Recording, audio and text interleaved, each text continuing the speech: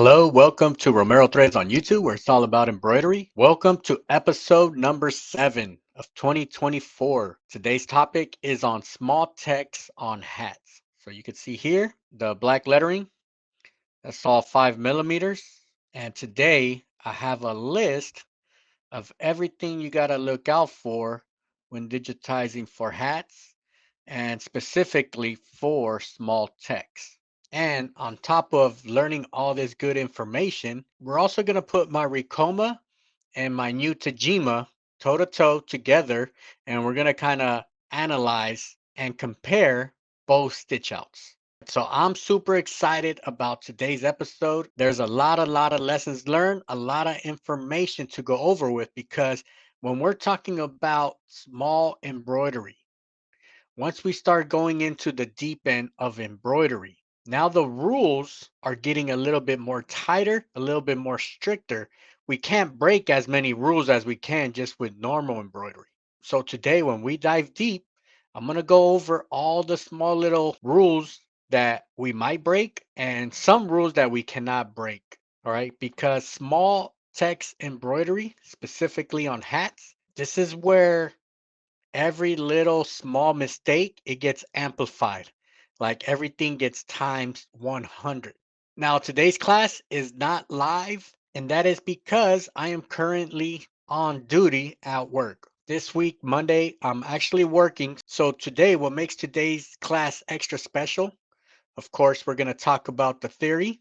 We're going to go into the digitizing, and we're going to stitch out our final products, okay? Using both the Ricoma and the Tajima. Then we're going to snap some pictures and we're going to zoom in super close and we're going to compare, contrast, and kind of see what's the differences between our machines.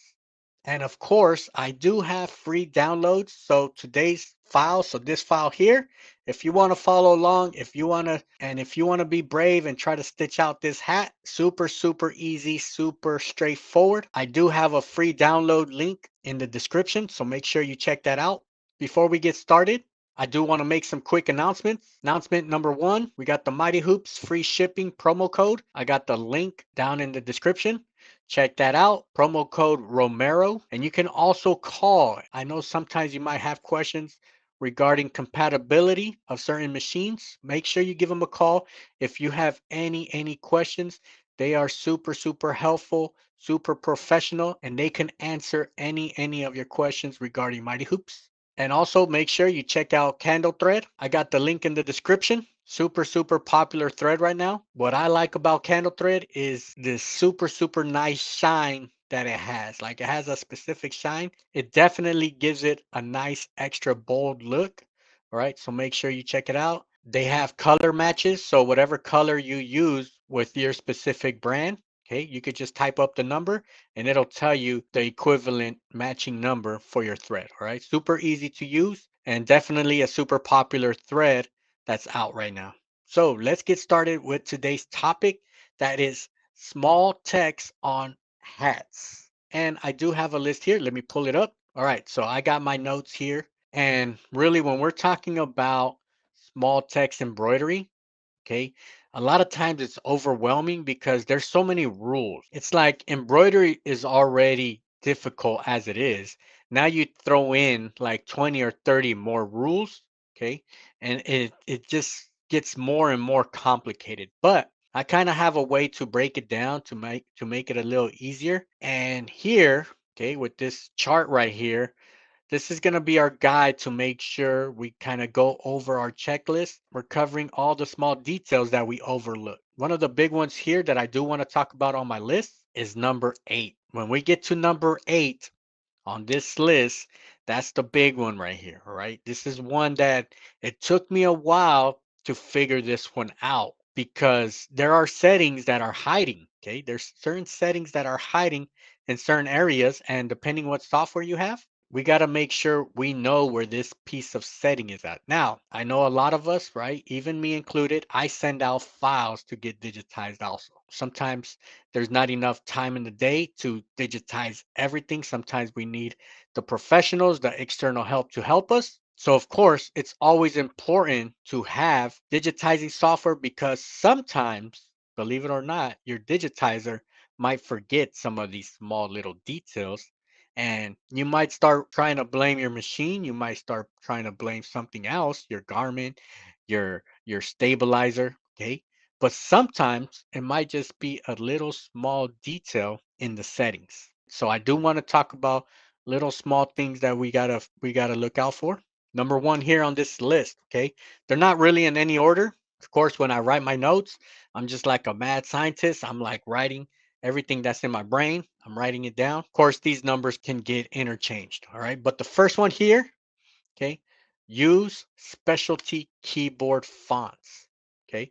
And I'm going to show you what fonts we need to go specifically small fonts. So in your software, there are certain fonts that are either labeled small, mini, okay, micro, different fonts like that. Those are the ones you want to look for. Okay, we're going to remove all underlay, all extra underlay. We do want to keep underlay. We want to keep our center runs. Okay, we still need that foundation underneath. All right, we're going to pay attention to our holes. So there's certain letters that have holes, right? Like the letter O. Number 5 is flagging. So I am going to go into the details for hooping.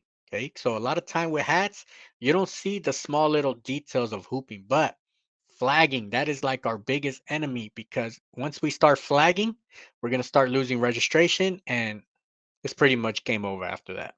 All right. Of course, our tension on our machine, your first skill in embroidery is to learn how to set your tension on your machine. That's like a must. That's prerequisite before starting any small text embroidery on hat projects. Also, we want to make sure our bobbin is nice and full, because you don't want to have to stop in the middle of a small letter, because here, when we're talking about small letters, any little small imperfection, it gets highlighted.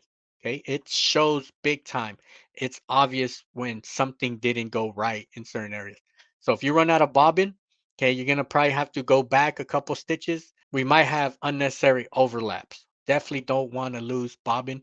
Make sure you check it out. Make sure you have enough bobbin for your project. Okay, just overall, you don't want anything to go wrong. Okay, you don't want any thread breaks, needle breaks, you don't want that machine to stop, because once it stops and something happens and you got to go back and you got to start messing with your design, it starts getting a little sloppy. And I'm telling you, one little small error in small text and it's noticeable. Of course, our stitch angles, okay. When we're talking about small text, okay, our needle barely has any space to kind of make a movement. We don't want to have any tight turns. We don't want to go from left to right and all of a sudden have to jump from top to bottom, north to south. Of course, we're going to go into the details of that. And then number 8, one of the biggest important rule on this list right here, right? It is overlooked. Sometimes you got to dig deep to find this piece of setting here. And I'm not sure if every software has this setting. So I think a lot of times, because forever in the groups, you're going to see people struggling with small text. And I have a feeling that not every software has this setting that's available to you. And I am curious when we do talk about it. If you don't have that setting, let me know so I can either look into that software or we could kind of figure stuff out. All right. And then number 9, there's some fabrics that just are not made for small text. Okay. For example, beanies, right? Of course, it's possible, but we got to do certain things to make it happen, right? Either a global underlay, knockdown stitches, or turn it into a patch. There's things that we can do to overcome small stitches, but fabric does play a role. Number 10, tie-ins, tie-outs. We're going to talk about that here. All right. And then number 11, there's going to be times where your keyboard fonts, they're kind of messing you up on your stitch out. So sometimes you're going to have to overwrite them. So we got to figure out, how do we go about fixing our stitches? All right. Of course, push pull, that forever will be a challenge in embroidery. I'm going to show you how I go about checking my push pull and just general rules for our push pull to make sure our letters, all right, so you can see here, we got to make sure they look like they're super straight. Okay, we don't want one letter to look bigger than the other one. And number 13, of course, the list goes on, like it doesn't stop. There's other considerations that we got to talk about, and we'll talk about it when we're hooping and when we're stitching. All right, so let's get into the software. All right, we are in Wilcom. Embroidery Studio 4.5 Designing. If you do not have this software, a lot of the vocabulary is kind of the same from software to software. So if there is a word or anything that you want me to highlight, so any questions, make sure you leave them down below. So let's get into our software here. When we're talking about text, so let's go here, lettering. Pretty much every software has lettering. I'm just gonna paste. I already have my text that I'm gonna use, and you can see how it came in here, right? The world famous, and the rain descended, and the floods came, and the winds blew, and beat upon the house, and it fell not, for it was founded upon a rock. So we put in our text, and the tip number one that I had listed on my sheet is use specialty keyboard fonts, and this is what I'm talking about here, right? So here on my drop down, you see how I have small Cooper, I have small Hightower, small script, small block 1, small block 2, small serif 1. So we have small fonts. So of course you're going to choose your go-to small font, right? You also have Times Small. So we have Times Roman, which is normal, and then your Times Small. Usually your small fonts, when you look in your manual, it'll tell you the size, the recommended size. Okay, usually it's anywhere from 5 to 6 millimeters. Today we're going 5 millimeters. That's kind of like the smallest you want to go in embroidery. You can go smaller. All right, reason why I'm going with micro block here because it's actually gonna turn my text. It's gonna turn them all into capital letter. Bam. So I have everything selected. Here on height, this is where I put 5 millimeters. All right, push enter. All right, now you can see here height. And when I go in, all right, from top to bottom, all right, it's showing 4.83. Okay, but eventually it becomes 5. Once you get the push pull. So you can see here where the push pull, this is why we want to use keyboard fonts. So let me show you why, because they've already included the push pull, right? Look at this here. Let me put these guidelines here to illustrate. So here on my right, I have my D, and on my left, I have the N. All right, you can see how the N doesn't go all the way, but the D goes all the way up. Okay, there's a reason why. All right, so you know the N, the push pull, is going to push up, and the D, it's pulling in, so it's going to pull in. The good thing about keyboard fonts is that they already have these push pull calculated for you. So if we're measuring this, all right, it's about 0.10 of a difference. Okay, you can also override them. Like if you see that something's going on where your letters are not matching up. Okay, because sometimes some people like to go zero point 0.2 of a difference. So if we're doing zero point 0.2, right, that's a good amount. Like right here, put it about right here. Okay, so some people we could also, right. I think my best way to make changes. Okay, so here I broke it up once. And it just broke it up line by line. Break it apart again, and it's going to break it up word by word. Then you break it up again, then it'll break it up letter by letter. Okay. This is useful like at the very end, like if you're trying to make a change, a simple change. Now you have each one, right? You can, depending how small, of course, you're not going to do that. But if you wanted to go right where that line was at, right, you can now match. And I'm holding shift to make sure it does top and bottom. All right. So let's say you wanted more push pull or less push pull. All right. You can override the actual fonts, the keyboard fonts. Real crazy situations, right? Let's say you wanted to override, select all these. Like let's say you wanted to expand, make it a pad bigger. I'm like over exaggerating so we could see the difference, right? So let's say you wanted to make it a tad bit bigger, like something was happening there where your letters were bunching up. Because sometimes you'll see in certain areas, you'll see the letters bunching up. Okay, that's just kind of overriding letters. All right. Now let me go back. Let me Control Z all this and bring it back to normal. Okay, to where I had it. One thing that I want to highlight here today, right? When we're talking about small text, just the way I like to see it is like, just think of, I don't know if you remember that movie, Honey, I Shrunk the Kids, when they become super small and they're like living and like they're super zoomed in pretty much everything, right? So let's kind of think about it here, right? Let's say we were shrunk and we're kind of on our hat walking around on the letters. We have to think in little miniature stitches. We got to know what's the difference between 1 millimeter, 2 millimeter, 3 millimeter, all right? Because it plays a big role. And let me show you here. So number 2 on our list, remove all extra underlay. Use center line only or center run. Okay, so if I select my text, go to underlay, I do have center run here. Sometimes, all right, it's crazy. You'll find people that have edge run on their small text, and that's pretty much game over. You're gonna have a mess happening because look at all this extra thread. When you see it here on the software, you can't really tell. But in reality, 2 pieces of thread, right? Because that's what an edge run is. It's pretty much going around the edge. So really you have 4 pieces of thread hanging in there because it's going around the edge. But for the most part, you have 2 parallel threads. A lot of times they're not going to fit under that sand stitch. So what's going to happen is it's going to slip out, especially on curves. This is where you have issues. This is where underlay becomes a problem.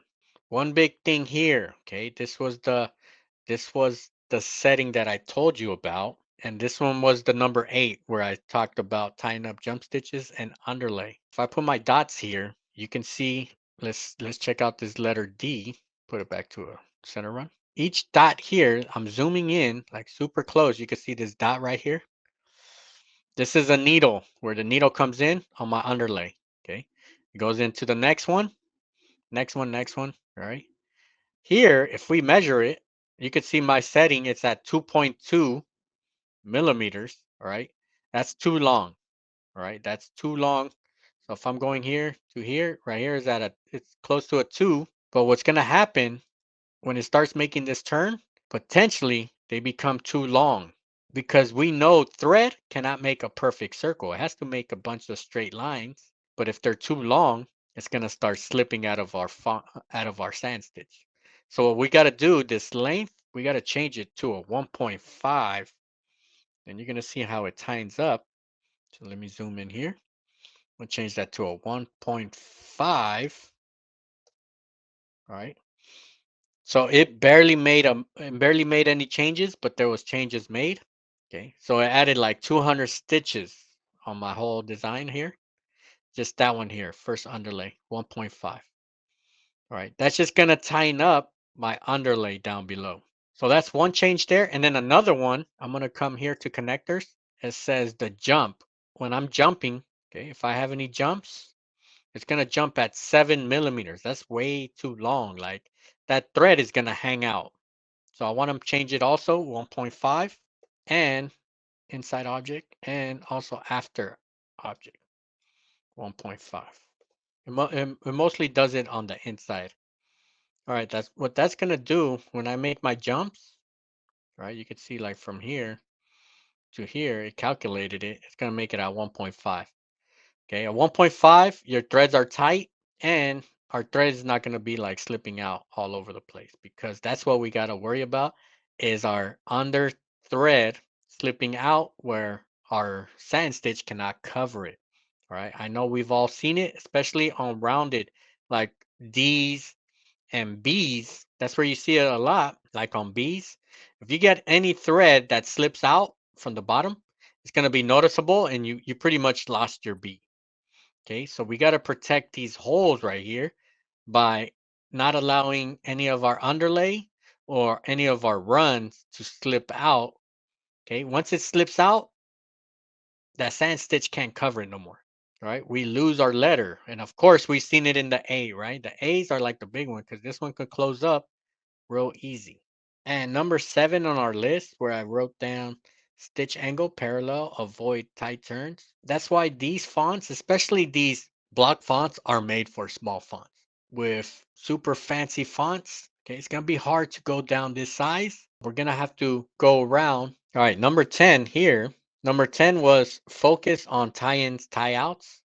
We definitely don't want to have any unnecessary cuts because we get dimples, right? So here on this D, you see how there's a cut here, this triangle? It's telling us that there's a cut, right? You can see that dimple right here. Okay, you see that two pieces of thread right there? That's where it's going to tie out. So anywhere where we start, there's a tie-in and then a tie-out, right? Usually the tie-outs are the ones that are very noticeable. What I like to do, I like to keep each word from any cuts, okay? So we kind of put them nice and tight together so we can just jump to the next letter. Then we cut here on the D here, then we start again on the word duh. Okay, there's some letters that we got to make sure we tighten up. Like right here, this S, that's like my trick right here. I select the whole line. That way, if I make a change just here, I don't really have to make changes on everything else. Then I just push left key. Okay, now that S, that jump stitch, it hides. Okay, we're hiding that jump stitch, right? Also here on this comma, right? It has a cut after the T, then it goes into the comma. I don't want that cut. Right now I could push it close. Okay. And once you're gonna see it's how that cut disappeared from the T, right? That lockout, that tie out stitch went away.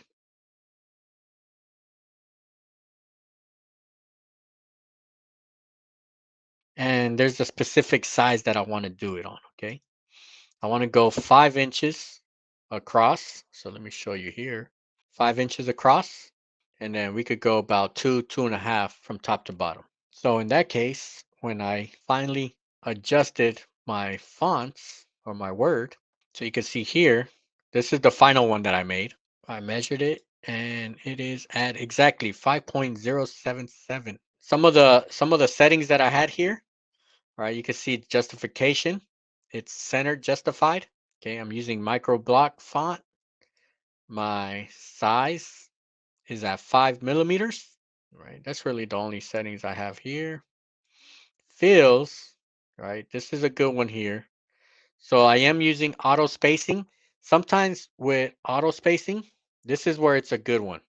Okay, usually on normal type of embroidery, I'm not using auto spacing. This one here, it'll calculate the spacing based on the size. Okay, if I have to override it, I'll override it. I like to see how it looks. If it looks good, I'm good with it. Okay, so with this hat, I was super good with it. So I'm keeping it here. Auto split, we don't have to worry about auto split because we're not going above 7 millimeters. All right, so we could take that out, we could leave it, it don't matter. That's more like big stitches. That's like I would take that out if I'm doing 3D puff.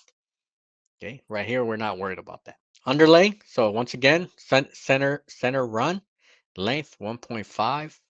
My connectors, all right, I got the jump going at 1.5 after the object and inside the object 1.5, same thing. Okay, pool comp, I'm just keeping it the way it is. This is one where if you feel there's certain fonts that are very thin. If you feel like you want it to get a little thicker, you might add some pool compensation. All right, now here I'm just using 40 weight. All right, you can always go down 60 weight. Sometimes, to tell you the truth, I don't want to hassle changing threads. I don't want to hassle changing needles. Okay, unless it's a project that it's a big project, and I know I'm gonna be here for like a day or two doing this project. Yeah, easy change. But if it's a onesie twosie, I'm gonna shoot for just keeping my machine the way it is. All right. So in this situation, I'm doing my stitch outs with 40 weight, 7511 needle. All right. That's pretty much all like the settings that I have for this. So for the most part, the digitizing side on these rules, kind of what we call it, right? Here on the top, Matthew, that was just a regular size. We are at, let's see, about 0.72 in height, 0.72 inches. This one here, I started with a font and overrided a lot of the settings here. Okay, that's kind of like a different topic here, what I did within this letter. All right, when we're talking about small text, even just any design on hats, right? You always hear center, bottom, up, center, out. When we're digitizing, when we're stitching out, okay, that is a rule that should be followed. Sometimes I like to override that rule, okay, because I want it to be as easy as possible. I want to go from left to right. So the way I did it, okay, I went from left to right, from bottom up. All right. And sometimes that I could kind of get away with certain rules because of equipment that I have. In this situation, I have the Gen 2, and the Gen 2 holds it bottom and on the sides. All right. So we'll see it right when we're hooping. I'll show you kind of like what I'm talking about. So here, sequence, okay, the sequence. This is where it'll tell you what sequence do you want. Do you want center out? All right. So here on the sequence, very, very useful here. So if I wanted to go from center out, I would have clicked this one, right? But I just want to go straight left to right. But I am this one here that says line by line. Instead of starting from the top to bottom, I have selected from bottom up. Okay. And then the stitch method, join, closest join method. All right. That's just to avoid any unnecessary cuts and to make it as efficient. But you do have choices. You can go as digitized. So your keyboard fonts, like so like a person did digitize that, right? If you want to put it the way they digitized it, you could put as digitized and just change it afterwards. You could do bottom join. There's some letters that work perfect for bottom join. All right. Or sometimes if you just want to manually cut your jump stitches, all right, that one might be a useful one to use. All right, but this is my letter sequence. I'm going from left to right, bottom up in this situation, just because I'm using the Gen 2. All right, if you're losing registration, if you feel like, right, if your design's getting crooked, maybe you have a thinner hoop, a hoop that's not really secured, that's securing the hat, you might want to go center out. So let me push play real quick, kind of show you guys how we're going about. Each word there's a cut. So here it stopped. I have a cut here. All right. I just put that cut because I want it to be clean. Of course, you always have the option to jump those stitches and manually cut them.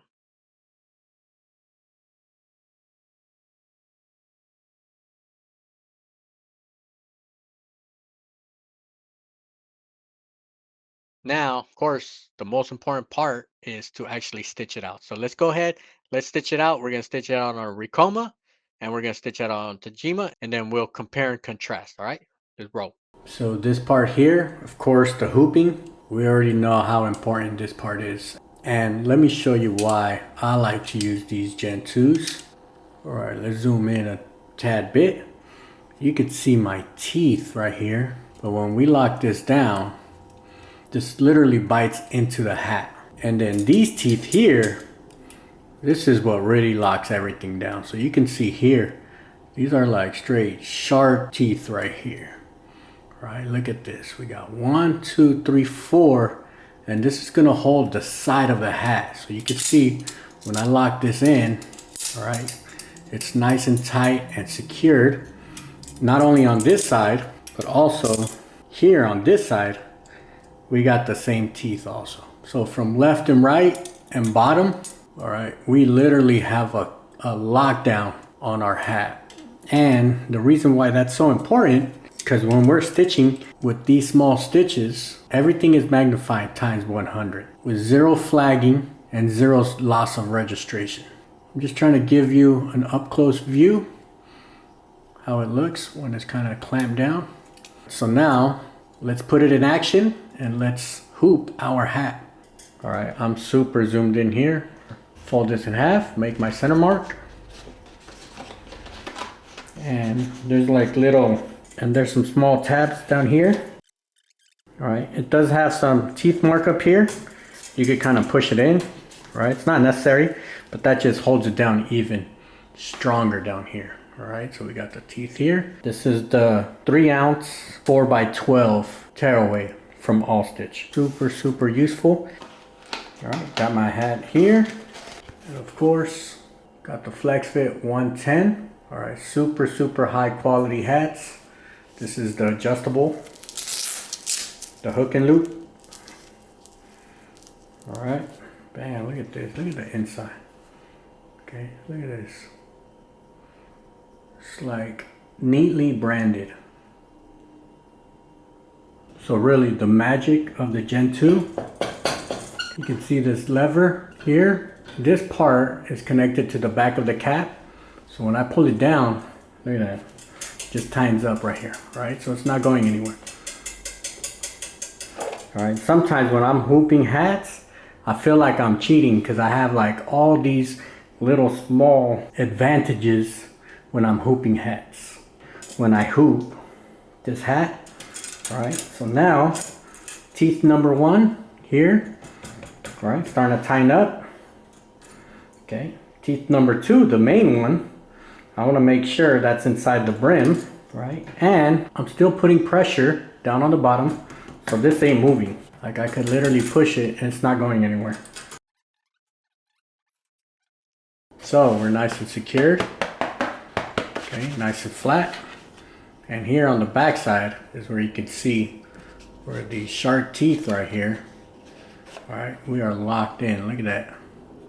Okay, locked in all around. All right, and then we know we just gotta push our tearaway just so it could flatten out. All right, so now we have like a nice flat, clean canvas right here. All right, let's go with hat number 1. All right, we're gonna let the machine stitch out, and I'm really not gonna do any talking for the stitch out. You could kind of see what's going on here. You can kind of see like the flow. I'm trying to zoom in as close as possible without losing focus. I think I really learn when I'm literally over the garment, just looking at everything stitch out. Like, to me, that is the best time, especially after you digitize or after you study the file and see everything come together. To me, that is like the best part of embroidery, because now you see what works, what doesn't work. And if there's ever a time where we have to make any changes, I always make sure I write any notes in a specific area. But here, I'm just gonna let it run. I'm not gonna put any fancy music or anything. So after it's stitched out, we'll kind of analyze everything.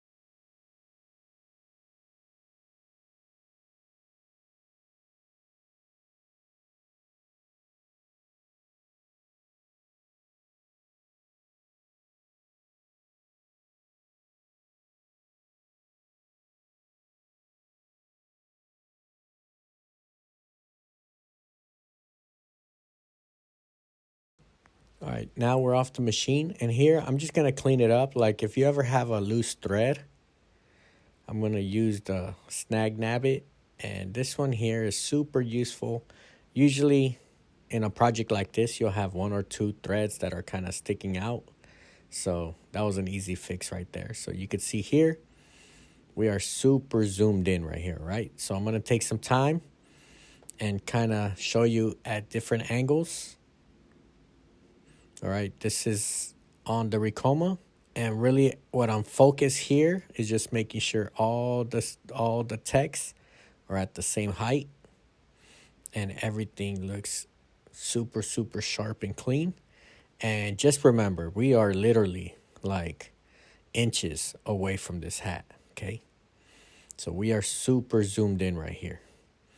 And so far, we are looking good. We're just looking for any gaps, anything that's unnecessary.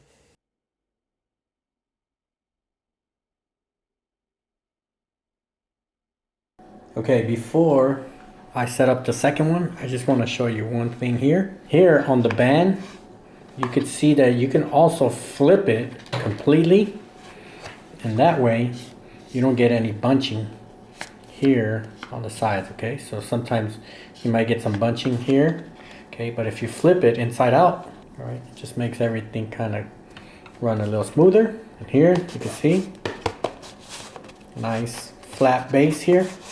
Okay, this is ready to go. Good here. And always make sure you got enough bobbin for this job, because the last thing you want to do is have to switch bobbins in the middle of a job. All right, so now on the Tajima, we're gonna let it run.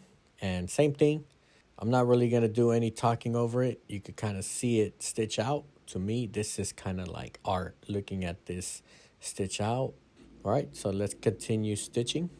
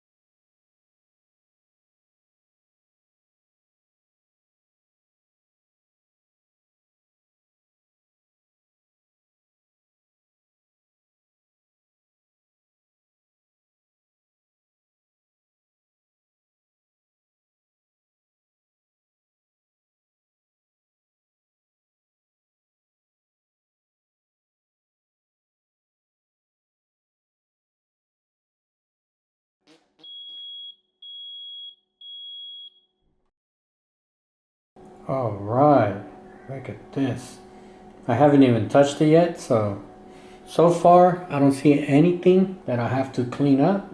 Okay, there might be one or two things, but I don't see anything so far, but let me see if I could zoom in. Not too many people zoom into their work like this right after it's done. Very rare, but I want to show you so you can see the details. This is straight money right here.